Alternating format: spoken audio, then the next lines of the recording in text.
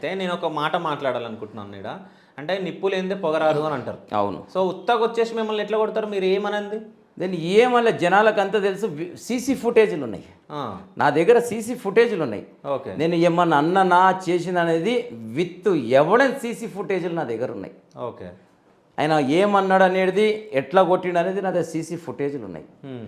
Immediate నేను ఏమనలే, మా బాబు ఉండే నా వెంబడి. సో ఆ వీడియోలు ఉన్నాయి మీ దగ్గర? ఆ వీడియోలు 100% ఉన్నాయి, మొత్తం మీకు ఇస్తాను నేను. ఓకే. వీడియోలు ఉన్నాయి. ఆడికించి ఇమ్మీడియట్ నేను గోషమ్మల్ పిఎస్కు పోవడం జరిగింది. హ్మ్.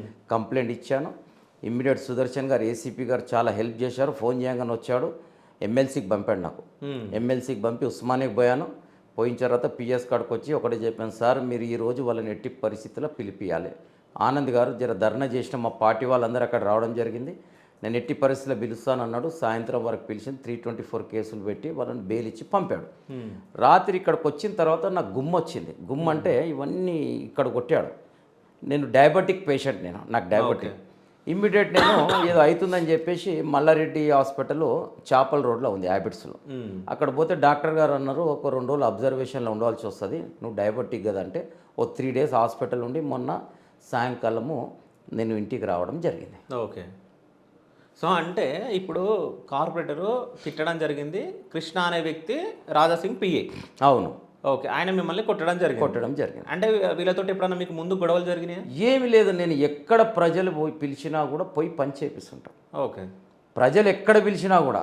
ఎందుకంటే వీళ్ళు కృష్ణ అనేటైన ఎప్పటి నుంచి రాజకీయంలో తెలియదు.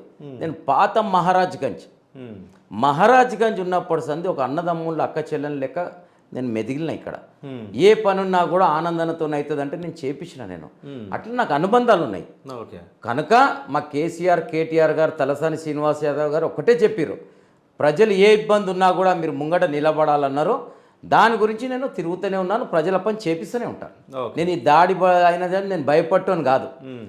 నా గోషామల్ ప్రజల గురించి నా ప్రాణాలు పోయినా సరే నా ప్రజలను కాపాడుకునే బాధ్యత నా భుజం పైన వేసుకుని 100%.